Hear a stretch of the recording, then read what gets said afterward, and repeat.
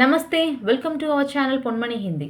இன்றைக்கி நம்மளோட சேனலில் நம்ம பார்க்குறது மத்தியமா சிலபஸில் இருக்கிற தோஹாவளி செஷன் பார்க்குறோம். இது உங்களுக்கு எக்ஸாமில் ஃபர்ஸ்ட் பேப்பரில் 4th கொஸ்டினில் வரக்கூடியது. இது உங்களுக்கு பாடப்பகுதியில் மொத்தம் 6 தோஹா கொடுத்துருக்குறாங்க. அதில் ஏதாவது 3 தோஹாவை கொடுத்து 2 எழுத சொல்லுவாங்க. ஸோ 2 தோஹாவுக்கு 5 மார்க் கொடுக்குறாங்க. அப்போ ஒரு தோஹா 2.5 மார்க் தரக்கூடியது. ஸோ இது கண்டெஸ்ட் தோஹா அப்படிங்கிறதுனால, கண்டெஸ்ட்னா மனப்பாட பகுதி. ஸோ இதை அப்படியே மனப்பாடம் பண்ணி நம்ம எழுத போகிறோம். எக்ஸாமில் அதோட முதல் வார்த்தையும் கடைசி வார்த்தையும் கொடுத்துருவாங்க. இடையில இருக்கிறது நம்ம எழுதி கம்ப்ளீட் பண்ணணும். ஸோ இது நீங்கள் அப்படியே எழுதுங்க. மனப்பாடங்கிறதுனால வார்த்தை மாறாமல் அந்த கமா எங்கே போடணும், எந்தெந்த வரிகளில் எந்தெந்த வார்த்தைகள் போடணும்னு புரிஞ்சு படிங்க, ஈஸியாக இருக்கும். அதுக்கும் முன்னாடி இதை நல்லா வாசித்து பழகுங்க. ஒரு தோஹாவை படிக்கிறதுக்கு முன்னாடி அதை நல்லா வாசிச்சுட்டு அதோட அர்த்தம் ஒரு வார்த்தைக்கும் அர்த்தம் புரிஞ்சு படித்தோம் அப்படின்னா அது ரொம்ப ஈஸியாக இருக்கும், மறக்காது. ஓகே, ஸோ நம்ம பார்க்கலாம். First Doha.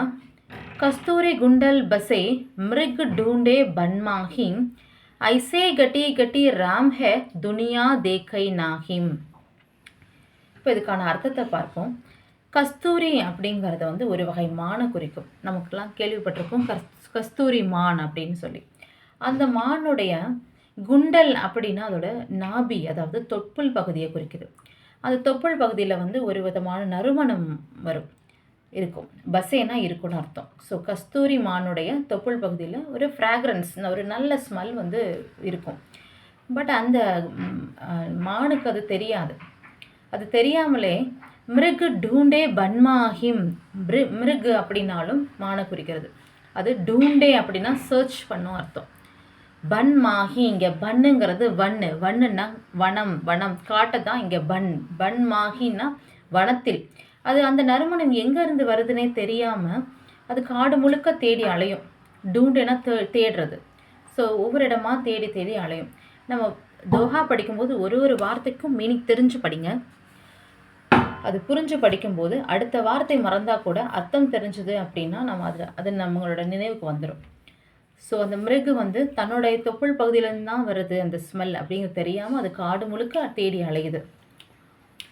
2வது லைன். இதை கபீர்தாஸ் எழுதியிருக்கிறாங்க முதல் 2 தோஹாவை. இதை எதோட கம்பேர் பண்ணுறாங்க அப்படின்னா, ஐசே கட்டி கட்டி ராம் ஹே துனியா தேக்கை நாஹிம். ஐசே இதை இது போல் கட்டி கட்டி ராம் ஹே, இங்கே ராம் அப்படிங்கிறது கடவுளை குறிக்குது. அப்போது நம்ம கடவுள் நம்ம சுற்றி எல்லா இடமும் இருக்கிறார். எல்லா பொருட்கள்லையும் எல்லா மனுஷங்களோட மனசுலையும் இருக்கார் இல்லையா. கட்டி கட்டினா ஒவ்வொரு அணுவிலையும் கடவுள் இருக்கிறாரு. ஆனால் அது நமக்கு தெரியாது. தெரியாமல் துனியா தேக்கை நாகி, துனியா அப்படிங்கிறது வேர்ல்டு, இங்கே உலக மக்கள் எல்லாம் அவரை பார்க்குறதில்ல. நம்ம சுற்றி இருக்க கடவுளை நம்ம பார்க்காம எங்கெங்கேயோ தேடி அலைகிறோம். அந்த ஊருக்கு போய் அங்கே போய் வணங்கினா தான் கடவுள் நம்ம கும்பிட்டு தான் அர்த்தம்னு சொல்லிட்டு ஒவ்வொரு ஊராக தேடி அலைகிறோமே தவிர, நம்மை சுற்றி நம்மக்கிட்ட இருக்க எல்லா பொருட்கள்லையும் இருக்கிறாங்க, நம்மை சுற்றி இருக்க மனுஷங்களோட மனசில் இருக்காங்கன்றது தெரியாமல் நம்ம அலைகிறோம். ஸோ இதுதான் அந்த கஸ்தூரி மானோட கபீர்தாஸ் கம்பேர் பண்ணுறார். Doha number 2. குரு கோவிந்த் தோவு கடே காக்கே லாஹோं பாய் பலிஹாரி குரு ஆப்னே கோவிந்த் தியோ பத்தாய். இதுவும் கபீர்தாஸ் எழுதின ஒரு தோஹா தான். குரு அப்படிங்கிறது இங்கே டீச்சர், ஆசிரியரை குறிக்குது. கோவிந்த் அப்படின்னா கடவுள். கபீர்தாஸ் ராம், கோவிந்த் இதெல்லாம் சொல்கிறது ஒரு பொதுவான கடவுளை குறிக்கிறாங்க. அப்போது குரு டீச்சரும் கோவிந்த் கடவுளும் தோவும் 2 பேரும் இருவரும் அப்படிங்கிற அர்த்தம். போத்து கடைன்னா முன்னாடி நிற்கிறது. 2 பேரும் என் முன்னாடி நின்னா காக்கே லாஹோं பாய், யாரை நான் வணங்குவேன். காக்கேனா யாரை நான் வணங்குவேன். என் முன்னாடி ஆசிரியர், எனக்கு பாடம் சொல்லி கொடுத்த ஆசிரியரும் நான் வணங்கக்கூடிய கடவுளும் என் முன்னாடி நின்னாங்கன்னா நான் யாரை வணங்குவேன் அப்படிங்கிறது. 2வது லைன். பலிஹாரி குரு ஆப்னே, பலிஹாரி அப்படிங்கிறது தலை வணங்குறது.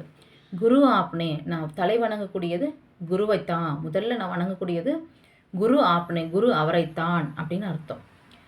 கோவிந்த் தியோ பத்தா, ஏன் அப்படி கடவுளை சூஸ் பண்ணாமல் நாங்கள் குருவை வணங்கக்கூடிய காரணம் என்ன அப்படின்னா, கோவிந்த தியோபதாய், அந்த குரு தான் எனக்கு கடவுள் யார், கடவுள் எப்படிப்பட்டவர் அப்படிங்கிற கடவுளை பற்றின இன்ட்ரொடக்ஷன் கொடுத்ததே, அந்த அறிமுகத்தை கொடுத்ததே எனக்கு குரு டீச்சர் தான். அதனால் நான் அவரைத்தான் முதல் வணங்குவேன் அப்படின்னு சொல்கிறாங்க. கோவிந்த தியோபதாய், கடவுளை பற்றி சொன்னதே குரு தான், அதனால் நான் குருவை தான் முதல்ல வணங்குவேன் அப்படின்னு கபீர்தாஸ் சொல்கிறார். இதுதான் நம்மளுடைய 2வது தோஹா. ஸோ 3வது தோஹா பார்க்கலாம். இது ரஹீம் எழுதின ஒரு தோஹா. ரஹீமன் தாஹா பிரேம் கா மத் தோடோ சட்காய், டூட்டே சே ஃபிர் நா மிலே, மிலே காண்ட் பரிஜாய். ரஹீமன் சொல்கிறாரு, தாஹா பிரேமுகா, பிரேம் அப்படின்னா அன்பு, தாஹானா நூல், அன்பெனும் நூல் வந்து, அன்பு அப்படிங்கிற ஒரு நூல் வந்து மத்து தோடோ சட்காய், மத்துனா டோன்ட், தோடு அப்படின்னா உடைச்சிடாத அப்படின்னு அர்த்தம். இங்கே நூலுங்கிறதுனால பிச்சிடாத, பீத்து விடாதே அப்படி சொல்லுவோம்ல, அதை அப்படி அன்பெனும் நூல் அப்படிங்கிறத, அந்த நூலை வந்து பிச்சிடாத.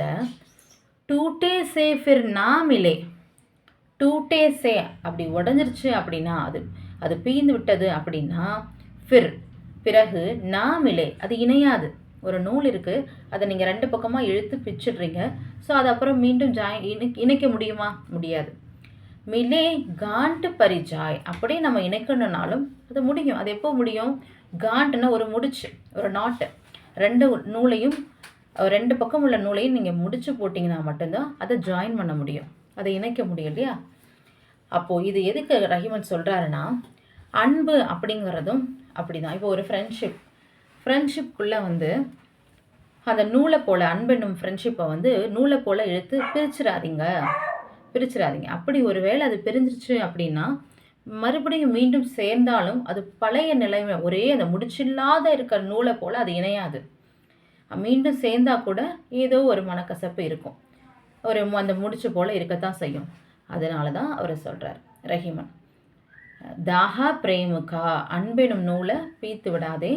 ஒருவேளை அது வந்து பிரிஞ்சிட்டா கூட அது சேர முடியாது, அப்படியே சேர்ந்தாலும் அதில் ஒரு முடிச்சு இருக்கும் அப்படின்னு சொல்கிறாரு ரஹீமன். இன்றைக்கி இந்த 3 தோஹா பார்த்துருக்கோம். இப்போ வந்து நெக்ஸ்ட்டு ஆகஸ்ட்டில் மதியமாக எக்ஸாம் வரப்போகுது. ஸோ அதை இப்போ இருந்தே நீங்கள் படிக்க ஆரம்பிச்சிங்க அப்படின்னா ஈஸியாக இருக்கும். தோஹாவை ஞாபகம் வச்சுக்கிறதுக்கு ஒரு பேப்பரில் ஒரு நாளும் ஒவ்வொரு தோஹா எழுதி ஒரு பேப்பரில் ஒரு என்டையர் 6 தோஹாவையும் எழுதி ஒரு வாலில் பேஸ்ட் பண்ணிவிடுங்க. டெய்லி ஒரு தடவை அது முன்னாடி வந்து நின்று ஒரு தடவை ரிப்பீட் பண்ணி சொல்லிகிட்டே இருந்தீங்கன்னா அது மறக்கவே மறக்காது. ஸோ எக்ஸாம் டைம் அது ரொம்ப ஹெல்ப்ஃபுல்லாக இருக்கும். ஓகே, இன்றைக்கி இந்த வீடியோ உங்களுக்கு யூஸ்ஃபுல்லாக இருக்கும்னு நினைக்கிறேன். தேங்க்யூ.